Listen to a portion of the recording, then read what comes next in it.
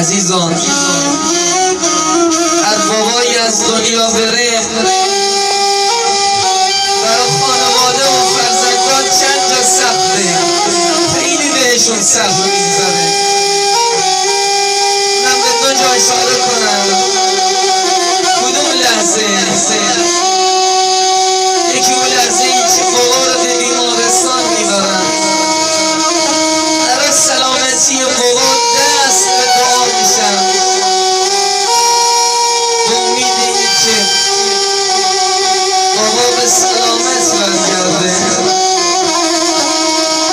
اما دکترها جواب بدن بچه ها ناامید بیان تو خونه،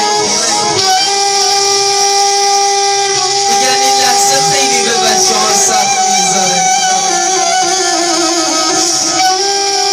اما من یه جای دیگه ای رو سراغ دارم. اون لحظه ای که مردم میان پیکر بیجان بابا رو تشییع میکنن، با احترام میان بدن رو غسل میدن، داخل قبر بذارن.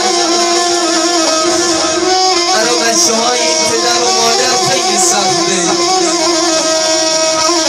اون لحظه ای که به خونه برمیگرده، جای خالی بابا رو میبینه، جگرش میسوزه. اون لحظه های آخر بابا نوروز یادتونه، خداحافظی آخر یادتونه. دختر فراموش نمی‌کنم. یقینا غریبانه صدا میزدید